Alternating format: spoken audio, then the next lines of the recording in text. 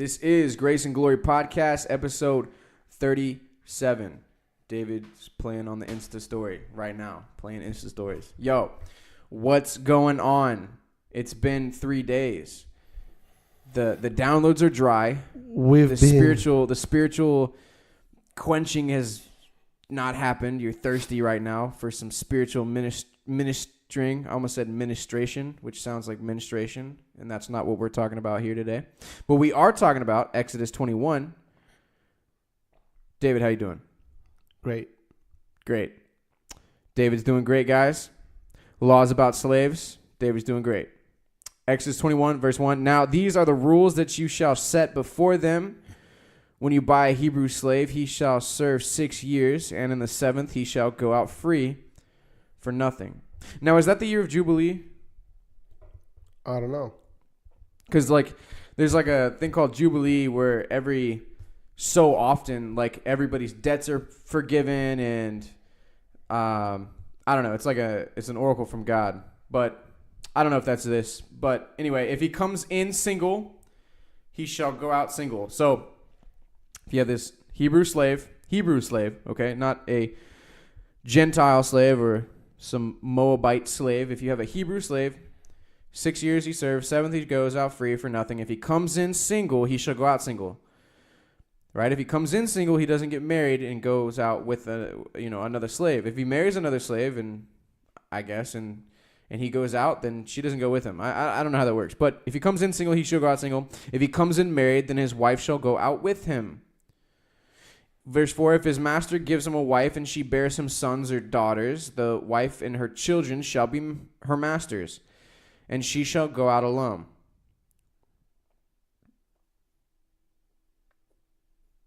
I'm just reading. Okay. So, wow. So if I have a slave, a Hebrew slave, right? I'm back in the old days. I have a Hebrew slave. He comes into my house. I give him a wife, right, who's also a slave, and she bears him sons and daughters. The wife and children belong to me, and he goes out alone. No strings attached. All right, verse 5. But if the slave plainly says, I love my master, my wife, and my children, I will not go out free. Then his master shall bring him to God, and he shall bring him to the door or the doorpost, and the master shall bore his ear with an awl, and he shall be a slave forever. Okay, so he has an opportunity to still be a slave if he wants to, or he has an opportunity to stay married if he wants to be a slave still, or if he's willing to be a slave still.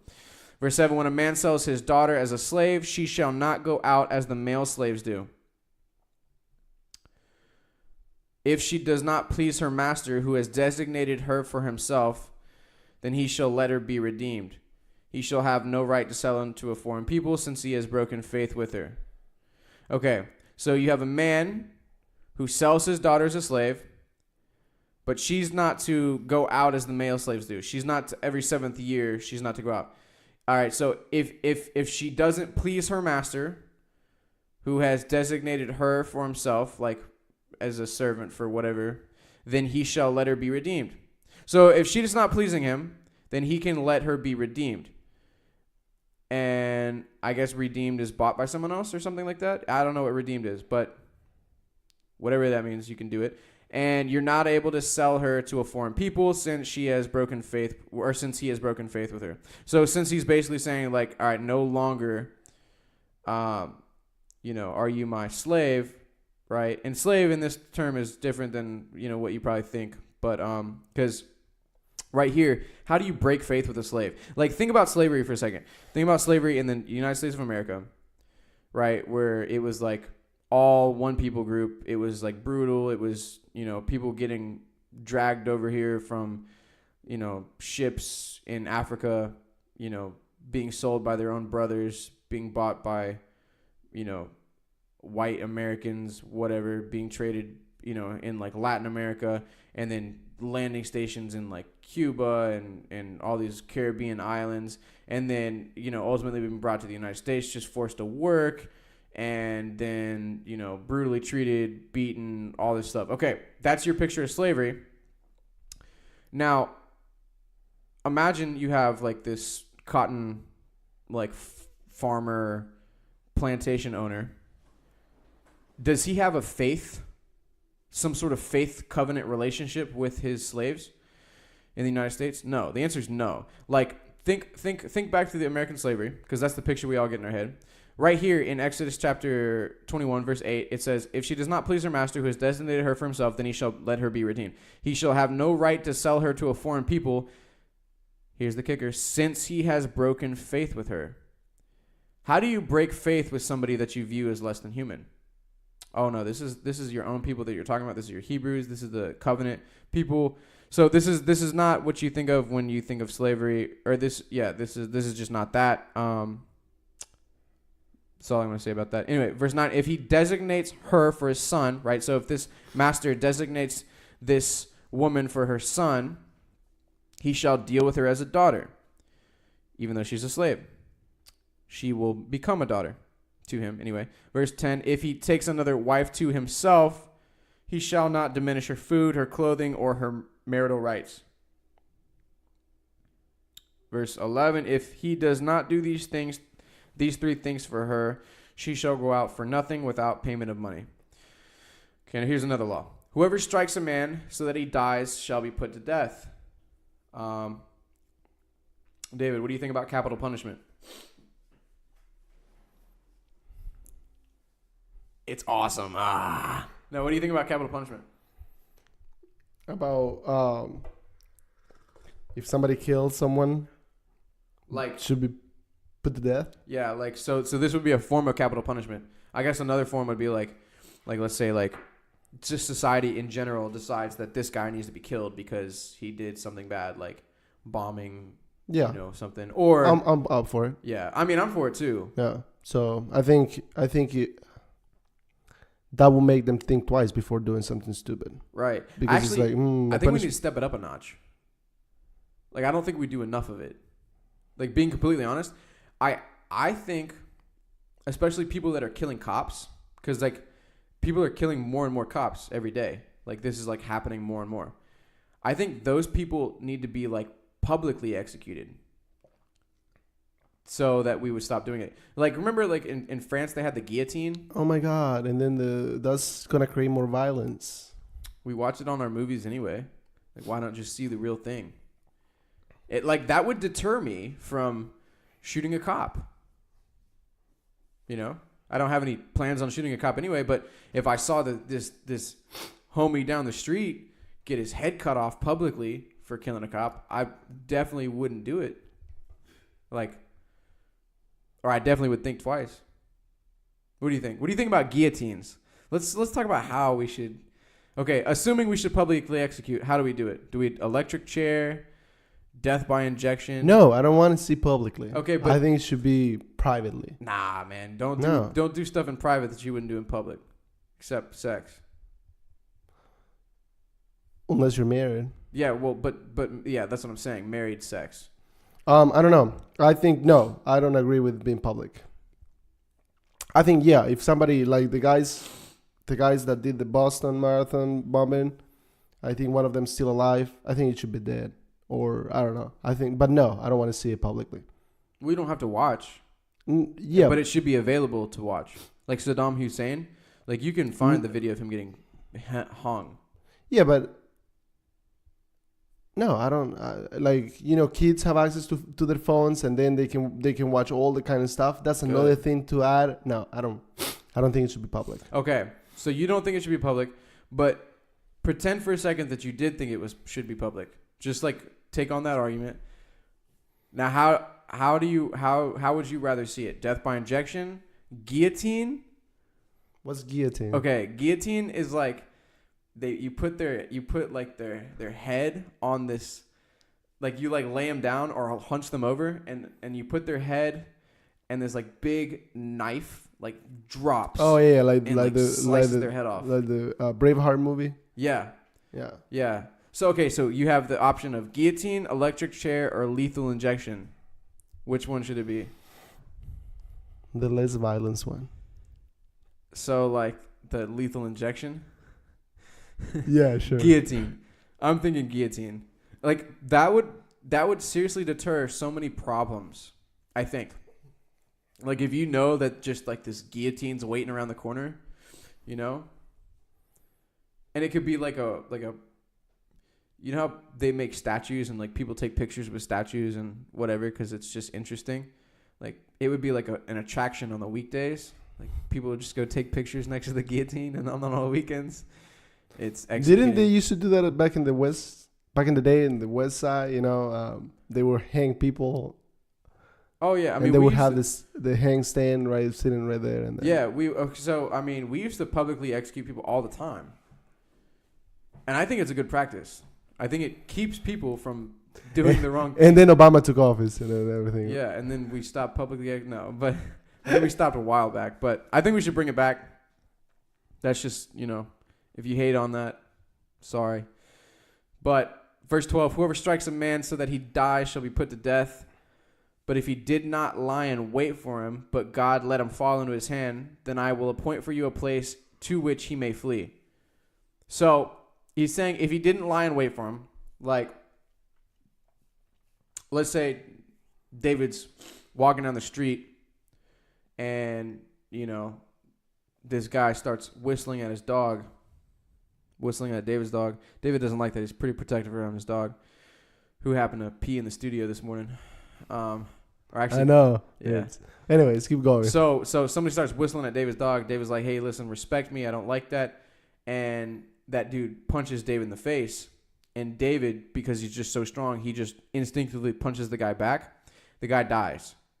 Now, what would happen to David, according to verse 13, is that David would be allowed to flee from, being put to death. He has a place where he can go into exile.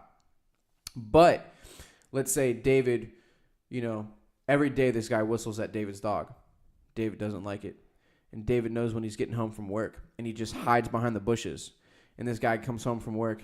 And David comes out of the bushes closet and just strikes the guy on the head and kills him. Now, according to that one, he would be publicly guillotined because he would be put to death. And I think that they would do it publicly because why would you want to do that in private? It's lame.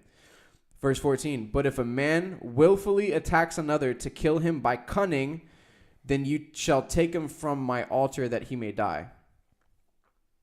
So, I don't know what that means. So if it's self-defense, you can flee. But if it's not self-defense, you're dead. Not just self-defense. It says here, if you don't lie in wait for somebody and then God delivers them into your hand, then you get to go into exile. If you lie in wait, then you get put to death. And if you do it by cunning, I don't know what that means, but if you're scheming, your plan to kill somebody, premeditated cold murder. Cold blood, yeah. Yeah. Then you shall take him from my altar that he may die. I don't know what that means, but you take him from the altar that he may die. So whatever your interpretation is, wherever the Spirit leads you, just believe that. And he who strikes his father or his mother shall surely be put to death. He who kidnaps a man, whether he sells him or he is found in his possession, shall surely be put to death. All right, so you strike your mother or father, you get put to death. You steal a person, you put to death. You kidnap a person, you get put to death. Or you found in possession of a kidnapped person, you get put to death. Verse 17, whoever curses his father or mother shall be put to death. I actually want to come back to this because Dennis Prager does an exposition on this. And that would be Dennis Prager. He's a conservative Jew who might be running for president. Sounds like he needs Jesus. Sounds like we need Prager. Anyway, verse 18, when men quarrel and one strikes another with a stone or with his fist, and the man does not die but takes to his bed, then if the man rises again and walks outdoors with his staff, he who struck him shall be clear, only he shall pay for the loss of his time and shall have him thoroughly healed. When a man strikes his slave, male or female, with a rod, and the slave dies under his hand, he shall be avenged. But if the slave survives a day or two, he is not to be avenged, for the slave is his money. So, we have a guy striking another guy with a stone or his fist. The man doesn't die, but just lays in his bed, rises again, walks outdoors with a staff. The person that struck him is clear of all fault, but he has to pay for the loss of time. So let's say I punch you in the face, and I'm really strong, so you're going to be out for a week. Okay, so I have to pay you for a week's labor, or a week's wages. So it's like, I can just hit whoever I want in the face, as long as I have the money to cover him. But if a man strikes a slave, male or female, with a rod, and the slave dies under his hand, he shall be avenged. So what that's really saying is you're not allowed to strike somebody to the point of death. But here it does say in 21 that if you strike the slave and they survive a day or two, which implies if they die after a day or two, then they don't get to be avenged because the slave is their money. Now, I don't actually know if that's talking about Hebrew, but that seems pretty brutal. And what I would say is that's a law, but I don't think it's common practice. Like, I think God's making it very clear what belongs to somebody belongs to somebody, just like what belongs to God belongs to God. But it's not good practice to, like, beat your slaves to the point of death, especially since that's your money. Anyway, verse 22, when men strive together and hit a pregnant woman so that her children come out, but there is no harm, the one who hit her shall surely be fined, as the woman's husband shall impose on him, and he shall pay as the judges determine. But if there is harm, then you shall pay life for life, eye for eye, tooth for tooth, hand for hand, foot for foot, burn for burn, wound for wound, stripe for stripe. Now, when I was in high school, I was told that this idea of an eye for an eye was from Hammurabi and not from the Bible. But I think it was actually from the Bible. It came first. I don't know, man. The schools are trying to, like, indoctrinate us and say, like, the Bible's not real. Look into that. Let's find that out. Eye for an eye, tooth for a tooth. Who came up with it first? The Bible? Dude, the Bible. Are you really asking that question? Or are you just being sarcastic? No, I'm looking it up. Well, do you know what Hammurabi is? I have no idea who that is. Okay, well, it doesn't matter. Came from the land of He ain't Ur. no god. Yeah, but it's still important. Hammurabi versus Moses. That's what I just Googled. So, no, about 300 years after Hammurabi, in 1440 BC, Moses recorded the law for the Israelites.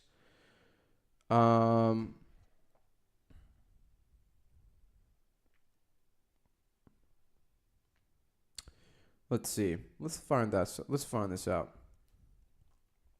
The discovery of ancient law codes and historical records that precede Moses has opened a treasure trove of information about early civilization, but it also raises a question: whose account is most authoritative? Babylonian king Hammurabi wrote a code of law. According to secular historians and archaeologists, they think that the Bible borrowed ideas from Hammurabi. So, it's true that the writing of Genesis and the law postdates many ancient legends and other records of early history and law, but is this where ultimate authority lies? Who first wrote down the words on a clay tablet, or should the emphasis be on... I mean, yeah, I get that argument, but... So apparently it is true that Hammurabi wrote that law first. But, I don't know. Dennis Prager said something about this too. And I would like to understand what he said. But I don't really feel like looking it up. And you guys probably don't want to listen to that. So, verse 22, when a man... Oh, no, I said that. So, If there is harm, you shall pay life for life, eye for eye, tooth for tooth, hand for hand, foot for foot, burn for burn, wound for wound, stripe for stripe. Verse 26, when a man strikes the eye of his slave, male or female, and destroys it, he shall let the slave go free because of his eye. So you have a slave, you strike him, and the eye is destroyed.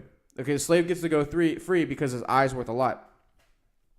Verse 27, if he knocks out the tooth of the slave, male or female, he shall let the slave go free because of the tooth. So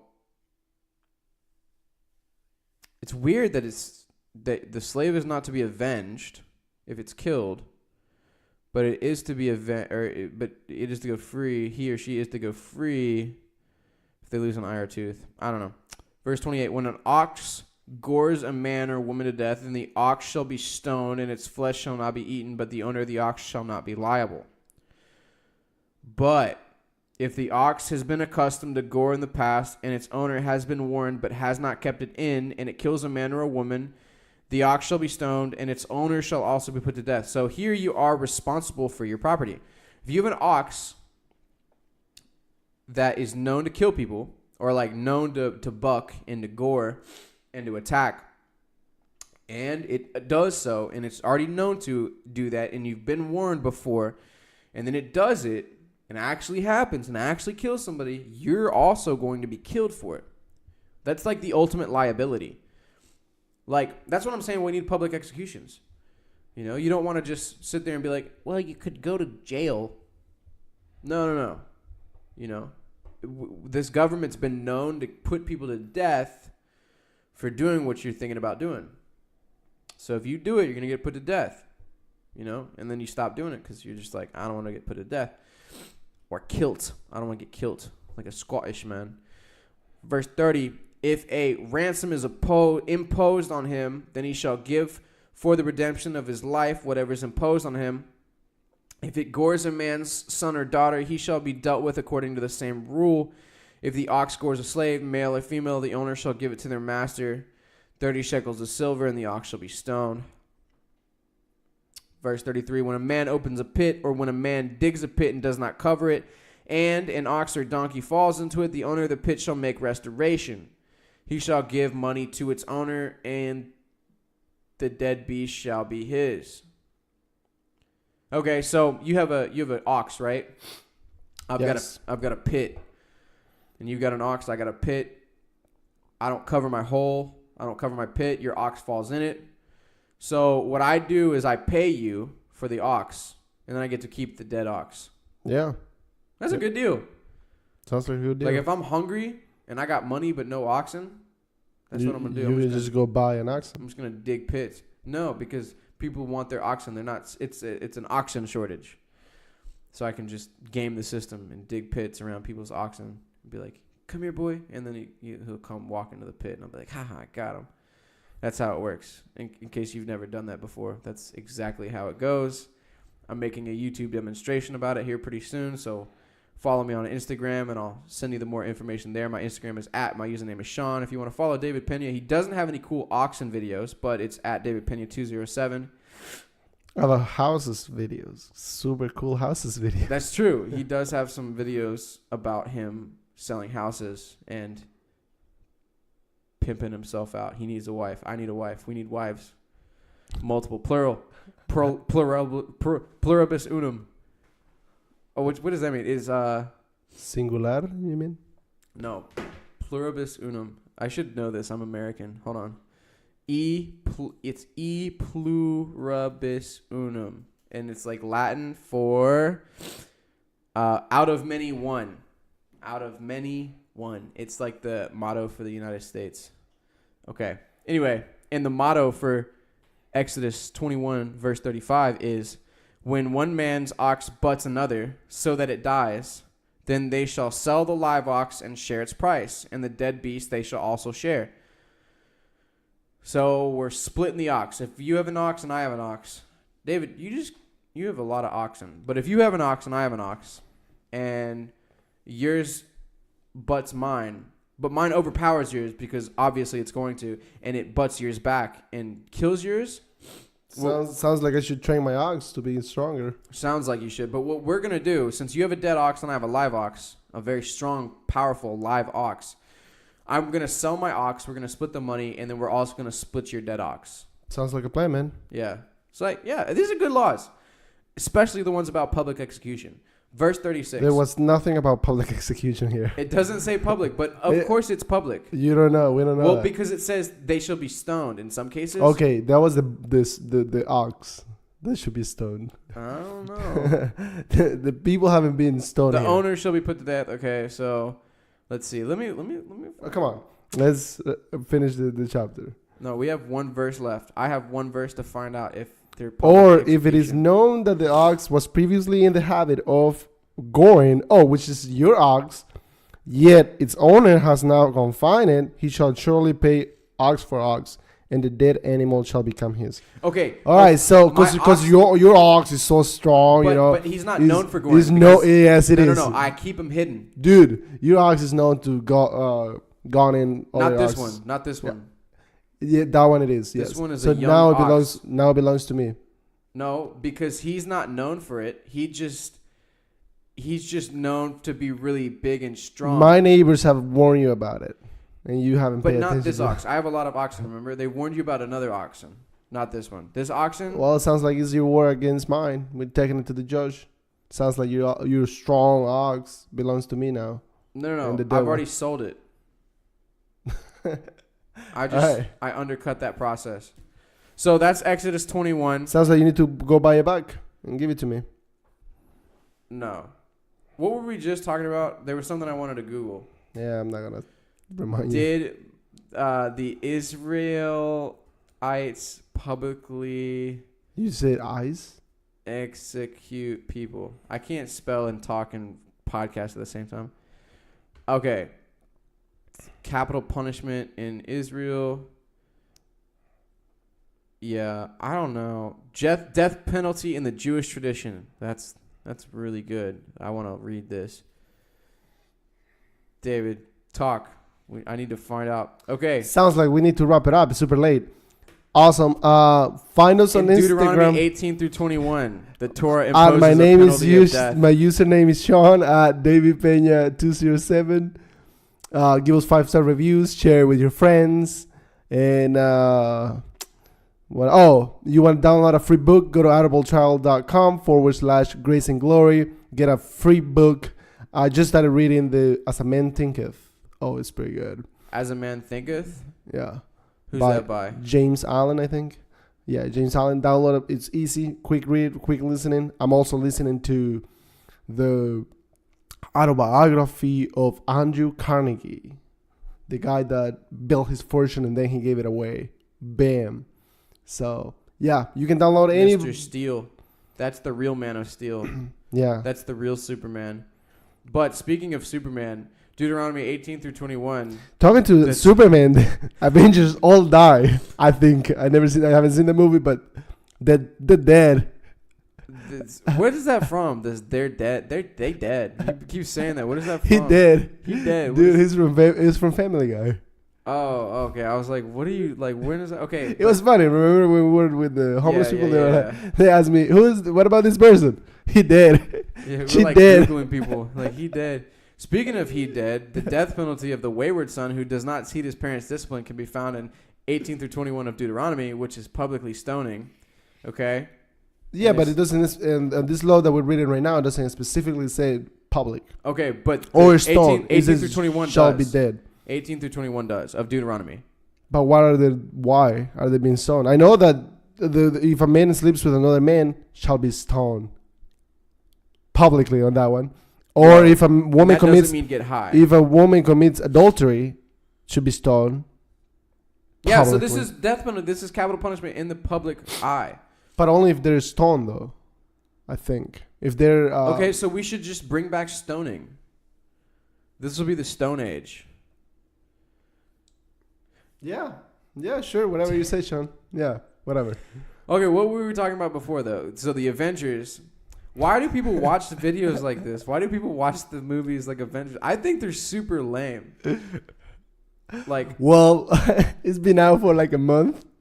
Has it been out for a month? Yeah, and I they're don't care. Like people. That's why I'm like that. I always spoil it. Like I don't even watch this movie, but I saw when a meme or a something. meme, and I'm like, oh yes, perfect.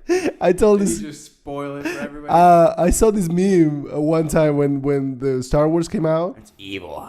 It's like, on my lunch bag I have whatever a Paxson and he's naming the thing. He's like, Luke Walker died.